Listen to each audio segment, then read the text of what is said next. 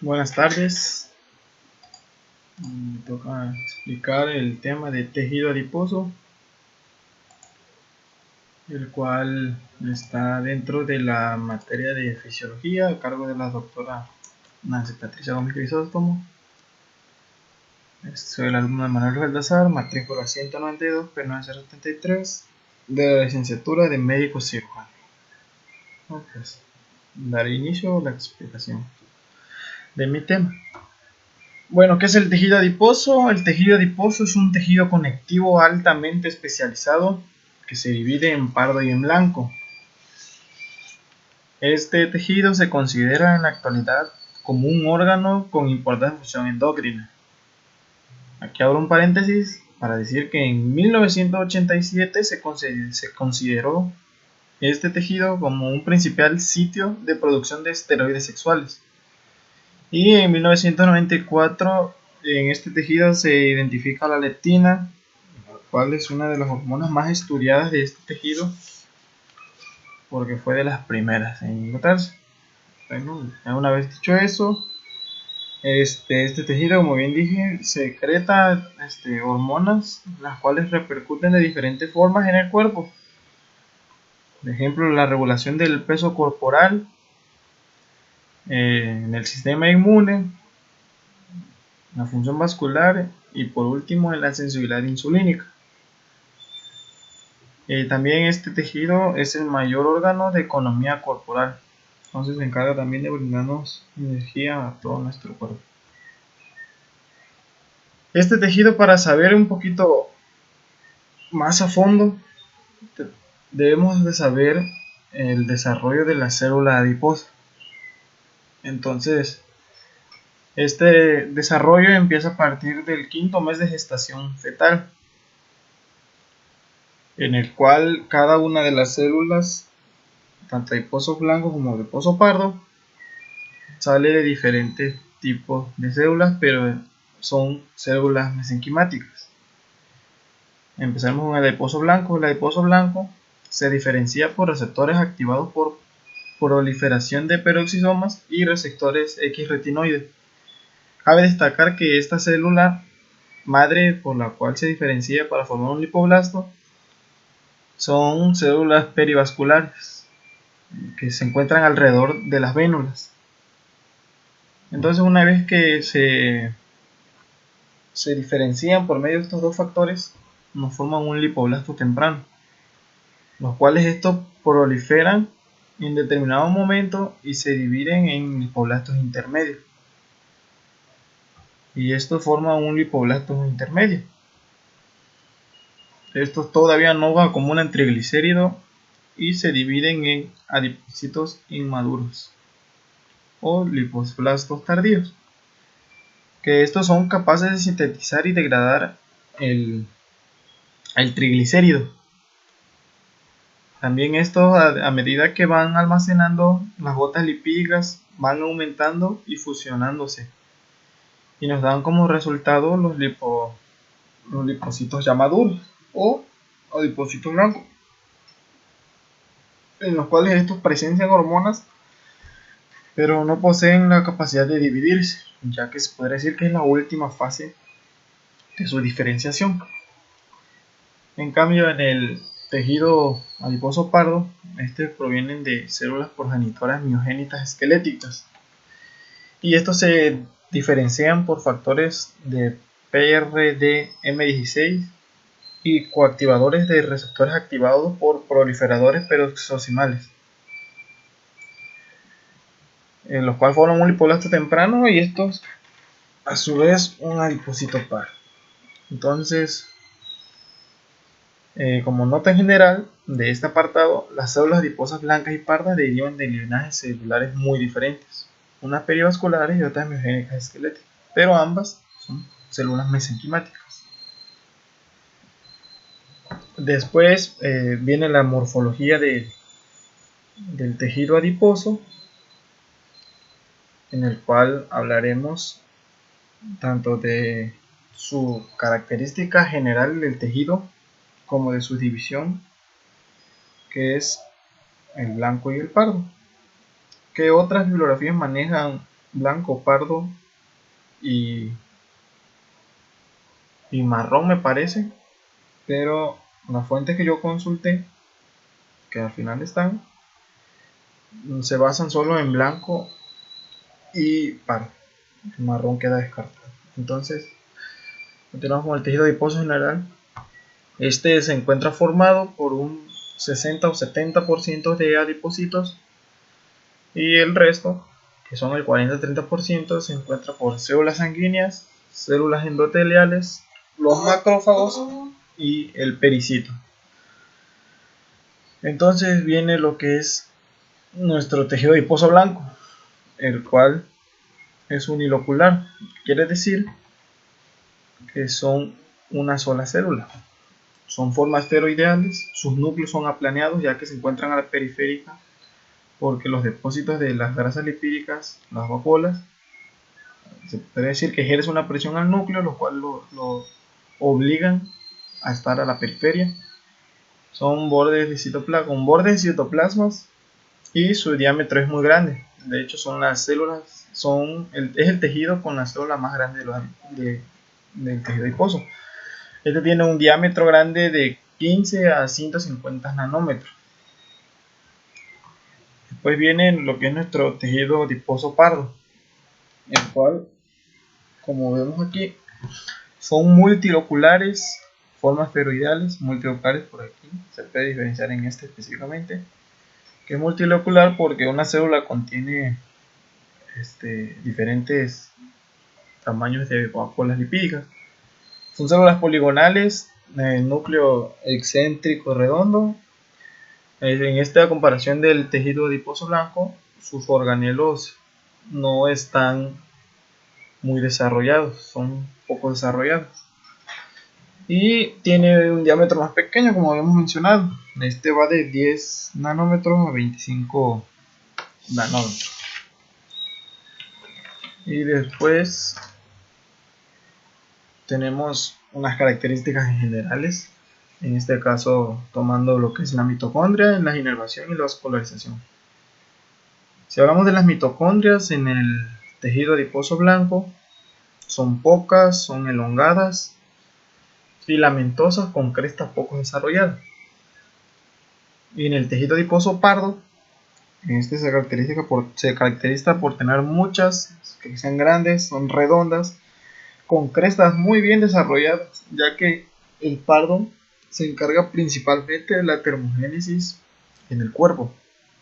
Su inervación, el tejido adiposo blanco tiene pocas fibras nerviosas simpáticas y el pardo tiene gran densidad de fibras nerviosas, que son simpáticas noradrenérgicas. La vascularización, el tejido adiposo blanco cuenta con pocos vasos sanguíneos y el tejido adiposo pardo es altamente vascularizado. Bueno, para desglosar un poco mejor la información, lo dividí en tejido adiposo blanco y pardo. En este caso hablaré sobre el tejido adiposo blanco. Este tejido cuenta de dos etapas específicamente de la vida en donde se da un acelerado desarrollo de este tejido, del blanco, el cual una etapa es en nuestro nacimiento, después del nacimiento, perdón, y el otro es en la etapa del predesarrollo puberal, que se encuentra entre los 7 y los 12 años de vida. Bueno, este tejido se divide en dos: el tejido adiposo blanco visceral y tejido adiposo blanco subcutáneo. Para hacer un poquito más digerible la información, hice un mapa. Entonces el tejido adiposo subcutáneo o TAS, tiene como función principalmente aislamiento térmico, amortiguación mecánica, y se divide en profundo, el cual pues se encuentra bajo la capa superficial anterior, y en superficial, está bajo la piel abdominal. Se caracteriza por porque es el 80% total de toda nuestra grasa corporal y cuenta con metabolismo lento. Y en cambio el TAB o el tejido adiposo blanco visceral tiene una ubicación que rodea las vísceras, de ahí el nombre visceral. Se caracteriza porque tiene un drenaje portal directo por el drenaje del hígado, la porta. Esta constituye del 5 al 10% de toda nuestra grasa corporal y cuenta con receptores de glucocorticoides. Cabe destacar que los receptores de glucocorticoides, cuando se encuentran bajo un estímulo grande de estrés, este aumenta o disminuye en nuestro peso, depende de la susceptibilidad del estrés. Entonces este tejido adiposo visceral se nos divide en el intraperitoneal, el cual está entre el omento y también se deposita en el mesenterio, y el extraperitoneal, el cual, pues, como dice peritoneal, pues asumimos que está entre el peritoneo. Entonces el tejido blanco tiene sus funciones generales, son almacenamiento de energía metabólica, aislamiento térmico, amortiguación de golpes y en este caso producción de hormonas, que es en el que más nos vamos a basar en esta exposición, la producción de hormonas, ya que se tiene que dar el punto de vista endocrino al tejido. Entonces, ¿cuáles son las moléculas sintetizadas por el tejido adiposo y sus funciones? Ok, regresando un poquito más, características generales de este tejido es que el tejido adiposo visceral posee una mayor actividad lipolítica que el subcutáneo. También este produce más interleucina, factor de necrosis tumoral alfa, que son hormonas, al igual que el inhibidor de activador plasminógeno de tipo 1. Este produce más que el subcutáneo, pero el visceral capta más glucosa que el subcutáneo. Entonces podríamos asumir que el visceral posee, ¿cómo podemos decir?, más funciones hormonales que el subcutáneo. Ahora sí, retomando las moléculas que se sintetizan por el tejido adiposo y sus funciones adecuadas. En este caso, este apartado de esta diapositiva puede ser un poco tediosa, así que traté de expresarlo todo en un mapa, tanto hormonas como funciones. Entonces, una de las moléculas que este produce es la adiponectina, la cual se encarga de disminuir las concentraciones plasmáticas de triglicéridos y glucosa. También la dipsina, que es una proteinasa que regula el metabolismo del tejido adiposo. Tenemos a la angiotensinógeno y angiotensina 2. Estas dos tienen que ver directamente con la función renina-angiotensina-aldosterona, que se profundizaremos más adelante en nuestra diapositiva. Entonces estas son moléculas vasoactivas que regulan la tensión arterial, que es la principal función de este sistema. Tenemos la apelina, que regula el almacenamiento de lípidos, la bistatina, que disminuye las concentraciones de glucosa en sangre. También tenemos la resistina, la cual aumenta la resistencia de insulina en el cuerpo. La proteína ligadora de retinol 4. Esta principalmente influye sobre las tasas de síntesis de los triglicéridos en el tejido adiposo. También proteínas estimulantes de la acetilación, la cual contribuye en la regulación de la inflamación, coagulación, ovulación y menstruación. Tenemos la prostaglandina 12 y F2-alfa, la cual regula el apetito y el consumo energético en el cuerpo. La leptina, que regula el metabolismo de la glucosa y los lípidos. La interleucina inhibe la fibrosis. Esta fibrosis es el encargado de la señalización. ¿Cómo está? Esta proteína interleucina es la encargada de la señalización de la fibrosis en el cuerpo o el degrado de coágulos sanguíneos. Después el inhibidor de activador del plasminógeno P1-4, el cual inhibe la señalización del receptor de insulina. También el factor de necrosis tumoral alfa y beta, los cuales regulan la proliferación, diferenciación, apoptosis y el desarrollo de las células. También tenemos el factor de crecimiento y transformante beta, el cual media muchos de los efectos de las hormonas del crecimiento.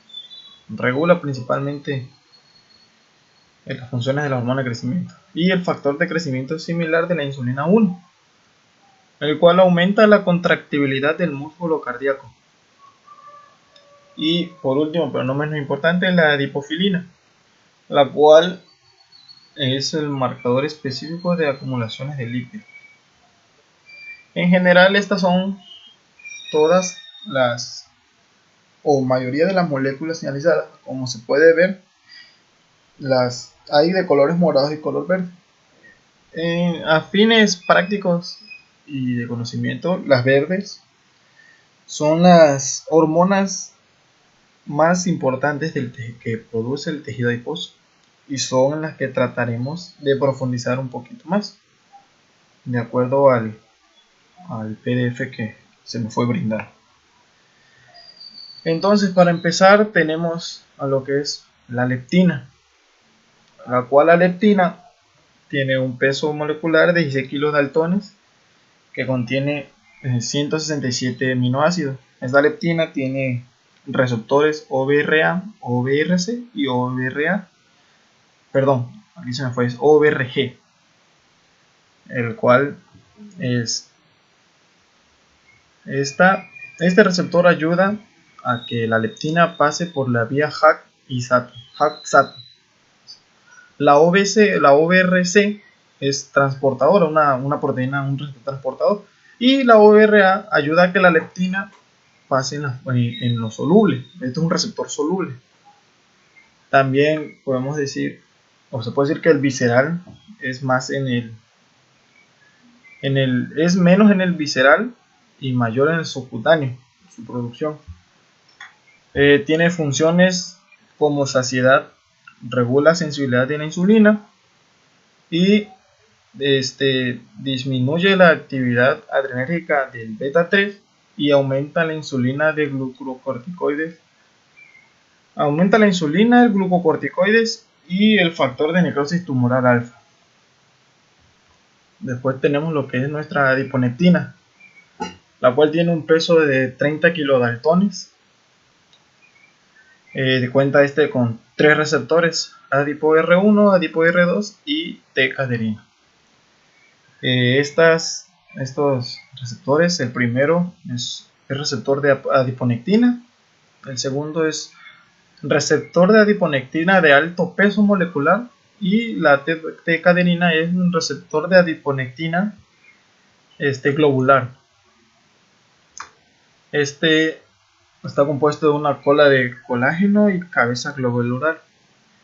Esta se encarga principalmente de inhibir. Bueno, me confundí. Esta es inhibida por el. No, esta inhibe. Sí, esta se encarga de inhibir la interleucina 6 y el factor de necrosis tumoral. Y provoca insulinosensibilidad y oxidación de grasas. Esta insulinosensibilidad se da porque la oxidación de ácidos grasos por el AMPK es activado en el hígado y nos da como resultado una disminución de la glucosa. También la adiponectina conforma el 0.01% de todas las proteínas que se encuentran en nuestra sangre, de todas las proteínas plasmáticas. Del 100%, esta conforma el 0.01%. Tenemos también el factor de necrosis tumoral, los cual tiene un peso de 26 kilodaltones y 17 kilodaltones en su forma soluble. Entonces este tiene un receptor tipo 1 y tipo 2, los cuales son expresados por los adipocitos. Este está menormente en el visceral y mayor en el subcutáneo.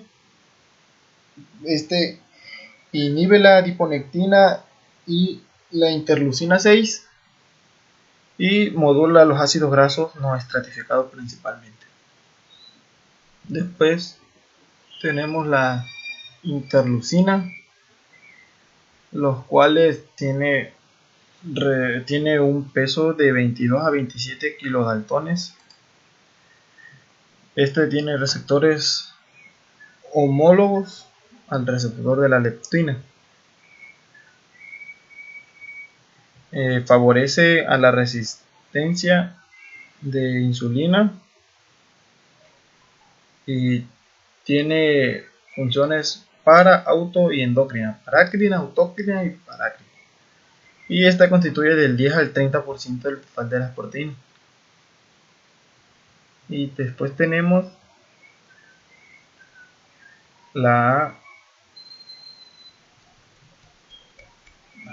tenemos la proteína estimulante de acetilación. Pero regresando un poquito más a la interleucina, se me pasa por alto, la resistencia de insulina se da porque esta interleucina altera los hepatocitos por inducción de proteínas SOX3. Estas inhiben la autofosforilación del receptor de insulina y se da como resultado la resistencia de la insulina. Y la interleucina es secretada por células inmunes endoteliales, fibroblastos y tejido adiposo. Ahora sí, pasamos a las proteínas estimulantes de acetilación, las cuales tienen un receptor C5L2. Son liberadas por el tejido adiposo. Tienen una función de captación de ácidos grasos y de síntesis de triglicéridos, y actúan en los hepatocitos. Esta proteína estimulante de acetilación es una proteasa de serinas, y la captación de ácidos grasos se da gracias al incremento que provoca en las lipoproteínas lipasas, y la síntesis de triglicéridos se da porque esta aumenta el diaglicerol aciltransferasa, o estimula, en este caso, para dar una mejor síntesis de triglicéridos. Estas se encarga también de estimular el almacén de triglicéridos.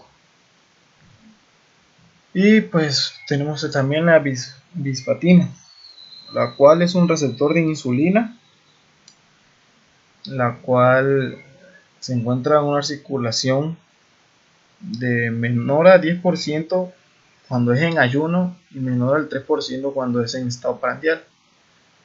El estado prandial es el estado en el que se encuentra el cuerpo humano después de la ingesta de alimentos. La bisfatina nos inhibe el apetito. Después sabemos que esta nos da más glucocorticoides, o estimula los glucocorticoides, pero inhibe el factor necrosis tumoral alfa y la interleucina 6. Y esta tiene una actividad enzimática. Después tenemos la aumentina. Las siguientes que se ven en estas diapositivas no han sido estudiadas tan a profundo a comparación de las anteriores.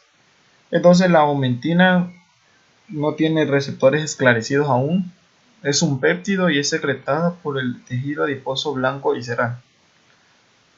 La pelina tiene receptores APG, el cual es expresado en el cerebro y en la mayoría de tejidos periféricos. Este actúa parácrinamente y como prepórpéptido de 77 aminoácidos, el cual da origen a péptidos de 36, de 16 y de 13 aminoácidos. Y esta produce vasodilatación, incremento y el incremento de contracciones cardíacas. También inhibe la secreción de la glucosa y de la hormona antidiurética, la cual también es más conocida como la ADH, que esta tiene que ver en el sistema renina-angiotensina-aldosterona. Después tenemos lo que es la resistina, la cual tiene un peso de 12.5 kilodaltones y esta pertenece a una familia de proteínas ricas en cisteína llamadas FIS. Tiene receptores de resistina está producida generalmente por células mononucleares y de la matriz extravascular y tiene un entorno inflamatorio, el cual este entorno inflamatorio tiene un vínculo con la inflamación debido a su predominante producción por los monocitos y los niveles de interleucina 6. Y ya por último, para terminar, las hormonas, tenemos la proteína 4 ligante de retinol. Entonces tiene un receptor RAR, RAR y RAR, los cuales tenemos el receptor ácido retinoide, receptor alfa, receptor beta y receptor gamma. Esta es regulada por los GLUT4 por los cambios en los niveles que se da por su expresión aumentada y nos induce a la insulinoresistencia. Y el inhibidor del activador del plasminógeno, la cual es una proteasa de serina encargada de inhibir al activador de plasmógeno. Este es mayor en el tejido visceral y menor en el subcutáneo. Este inhibe la fibrólisis y tiene como efecto protector un efecto protector de crecimiento de excreciones del tejido adiposo blanco. Y tiene una función que es dar el origen a la plasmina para activar la cascada fibrolítica.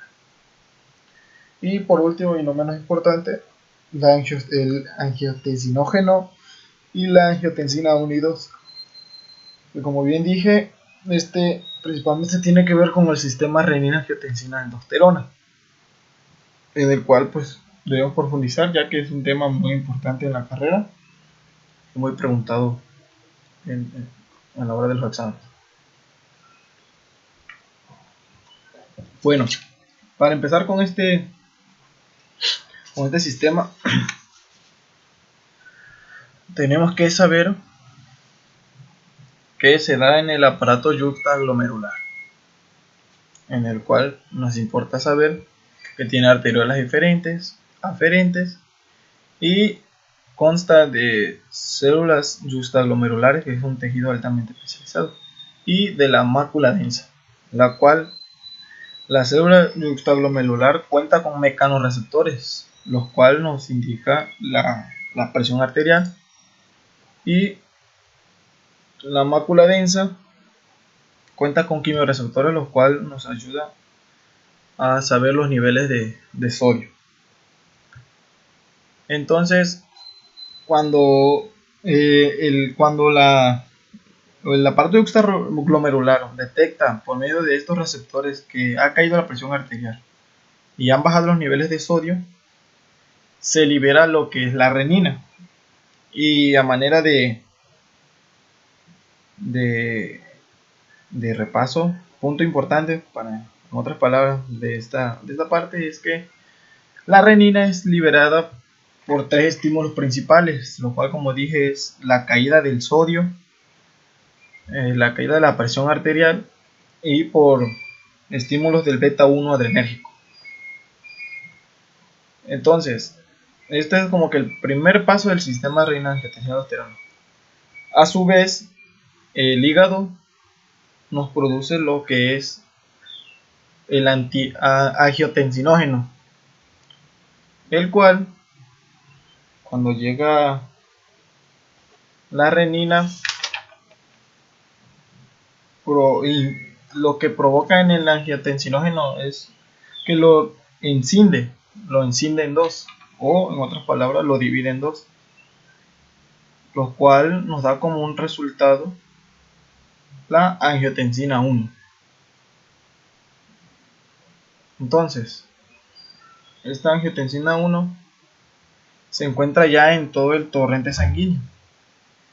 Entonces la angiotensina 1 llega a lo que es la área del pulmón y de los riñones, donde en esta se encuentra, donde principalmente en su endotelio del, del pulmón y del riñón se encuentra lo que es la enzima convertidora de angiotensina, que esta enzima se encuentra en la mayoría del cuerpo, pero principalmente se encuentra en estos dos aparatos. Entonces la enzima se encuentra con nuestro amigo, en este caso la angiotensina 1, y lo que hace es que la cataliza para así darnos como resultado la angiotensina 2. Y bueno, como sabemos, cualquier hormona, en este caso, debe de tener un receptor. Y este no es la excepción. Entonces tenemos el receptor de angiotensina 2, el cual se encuentra en estructuras específicas para dar una función específica. En este caso, el receptor de angiotensina que se encuentra en las venas y en las arterias nos produce vasoconstricción. Después, cuando la angiotensina se dirige al receptor del corazón, esta angiotensina sensibiliza a los receptores beta 1 para producirnos un aumento de contracción, lo cual nos va a ayudar a mejorar el ionotropismo. Y aquí se me pasó por alto, pero aquí ya es el receptor de angiotensina, del receptor de angiotensina 1, pero 2, o en otras palabras es el R A T 1, porque hay dos tipos de receptores, está el 2 y está el 1. Entonces lo que aquí queremos es solo tener que encontrarse con el receptor de la misma angiotensina, pero el tipo 1, el cual se encuentra en nuestra zona glomerular. Y ya una vez que llega la angiotensina 2 a la zona glomerular, llega y nos produce lo que era aldosterona. Ya teniendo aldosterona, cumplimos con la renina angiotensina aldosterona, la cual la aldosterona, una de sus funciones es dirigirse al corazón, a los receptores de aldosterona del nivel cardíaco, los cuales nos produce un aumento de contracción y nos mejora el ionotropismo también. Ahí mismo la aldosterona se dirige al riñón, a los receptores de aldosterona que se encuentran en el túbulo colector. En este caso, esta aldosterona lo que provoca en la bomba sodio-potasio de los túbulos colectores es potencia la bomba sodio-potasio, en el cual nos ayuda a absorber sodio y libera el potasio en forma de orina, los cuales nos ayudan a disminuir la diuresis. Esta diuresis es para poder retener los líquidos y así no sufrir de una baja volemia. Y aquí retomamos de nuevo, hasta aquí la función del aldosterona. Volvemos a tomar de nuevo aquí a la angiotensina 2, la cual va al receptor tipo 2 de angiotensina 2 del riñón, específicamente a la corona glomerular, en donde esta causa una vasoconstricción en nuestra arteriola eferente de nuestra corona de nuestro penacho glomerular o corona glomerular. Y este nos da como resultado mantener la diuresis del cuerpo, para no causar una deshidratación o una pérdida de volemia. Y también este se dirige a los túbulos contorneados proximales del riñón, sus receptores específicamente, en el cual esta nos reabsorbe agua y sodio y nos da como un resultado, como todas, mejorar la volemia del cuerpo. Entonces después la angiotensina 2 se dirige también al hipotálamo, específicamente a nuestro núcleo supraóptico, en donde esta estimula el núcleo supraóptico para liberarnos el ADH, la cual es la hormona antidiurética, la cual es el ADH, se dirige también al túbulo colector, a los receptores B2, los cuales da la orden o estimula para abrir los canales de acuaporina 1 y 2, los cuales hacen que se reabsorba todo el agua, porque lo que queremos es mantener la volemia. Entonces, también a manera de repaso general, este estimula la liberación o estimulantes, o cuáles son los estímulos que liberan el ADH.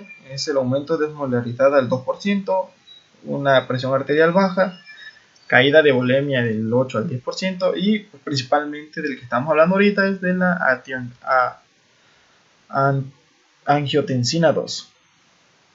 Y a manera de repaso general, su función principal del sistema renina-angiotensina-aldosterona es el aumento de la volemia, el aumento de la retención de sodio, mejorar el ionotropismo, vasoconstricción y principalmente mantener nuestro filtrado glomerular en el cuerpo.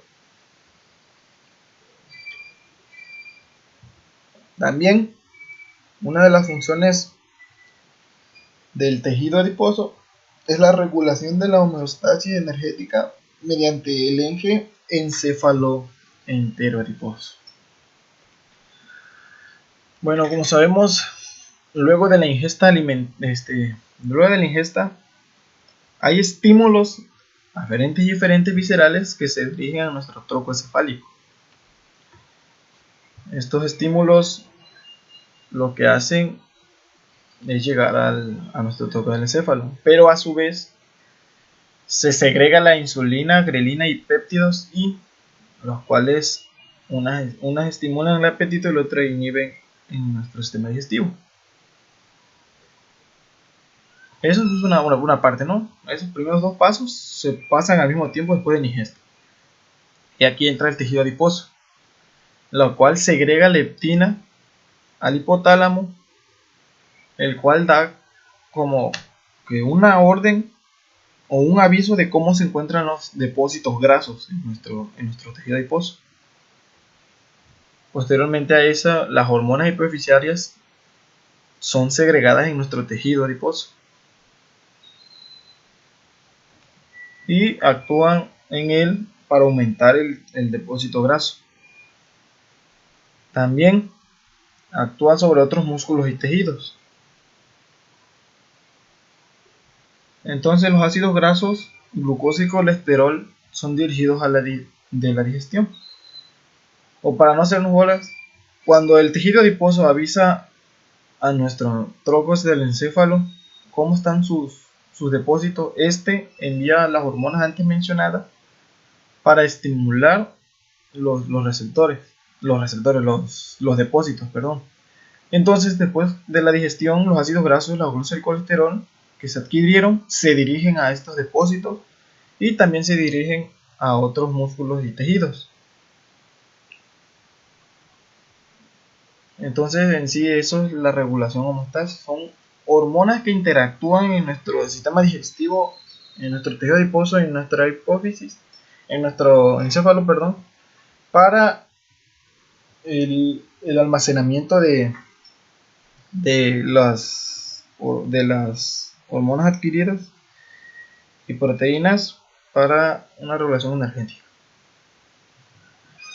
Y por último tenemos al tejido adiposo pardo, el cual tiene una ubicación principalmente en los bebés, en esta parte del cuello y principalmente los vasos grandes del tórax, pero solo en los neonatos. También en el mediastino, la parte de aquí, en la parte del mediastino tiene ubicación este tejido adiposo pardo. Y pues tiene pequeños cúmulos entre el tejido adiposo blanco, pero eso solo se da cuando es ya los adultos, cuando ya es adulto la persona. Como habíamos dicho en la tabla, posee fibras nerviosas y su principal función de este tejido adiposo pardo es la termogénesis. Y bueno, ¿cómo sucede la termogénesis? Esto igual le iremos paso a paso. Primero, la norepinefrina estimula el receptor beta adrenérgico de los adipocitos. Entonces llega la norepinefrina y como este receptor está adherido a una proteína G, se activa el adinatociclasa. Entonces la adinatociclasa vuelve el ATP en AMP cíclico, lo cual nos activa una proteína quinasa. Y pues esta proteína quinasa lo que hace es fosforilar la lipasa sensible a hormonas. Aquí no las fosforila la lipasa sensible a hormonas. Y esta proteína que fue fosforilada, entonces la lipasa sensible a hormonas lo que hace es que vuelve nuestro triglicérido, lo convierte en ácido graso. Y este ácido graso entra a la mitocondria, aquí entra a las mitocondrias y se dirige a la termogenina, que es esta morada. Y pues la termogenina, que es esta área, tiene un canal en donde pasan los protones. Este canal principalmente es donde pasan los protones, en el cual en el momento, a ver, me hice bolas. El ácido graso entra a la termogenina, en donde la termogenina por medio de un canal que tiene pasan los protones. Pero en el momento que pasan esos protones, liberan una energía el cual se disipa en todo el cuerpo en forma de calor. Y así es como se da la termogénesis, en el paso del ácido graso por la termogenina. Y bueno, hay tres teorías, bueno, así lo maneja la bibliografía, en los cuales se nos relaciona lo que es la adiposidad con las enfermedades. Entonces está la portal visceral, la lipodistrofia adquirida y el paradigma endocrino. La portal visceral nos dice que cuando nos hay un aumento de grasa visceral, de grasa de tejido adiposo visceral, y como este a su vez tiene un drenaje directo por la vena porta del hígado, esto nos causa una insulina oxidación de glucosa, pero también nos da una mayor producción de glucosa hepática y de lipoproteínas. Y en general esto nos da una lipotoxicidad, la cual la lipotoxicidad es cuando hay tejido adiposo en órganos no grasos de la periferia. Y el nombre portal visceral viene de la grasa visceral o el tejido adiposo visceral y de su drenaje portal de aquí. Entonces esta busca explicar la relación con la obesidad, la insulinoresistencia y la diabetes tipo 2. Después la distrofia adquirida nos dice que cuando hay una resistencia a insulina y también hay diabetes, este nos va a dar como resultado un incremento de tamaño en los depósitos de adipocitos. Por eso se da la distrofia, porque se aumenta el tamaño de los lipocitos. Y pues por último tenemos al paradigma endocrino, el cual, pues, como repasamos en toda la diapositiva, es como el tejido adiposo tiene funciones endocrinas. Cuando esta se ve afectada, se afecta a su vez el metabolismo de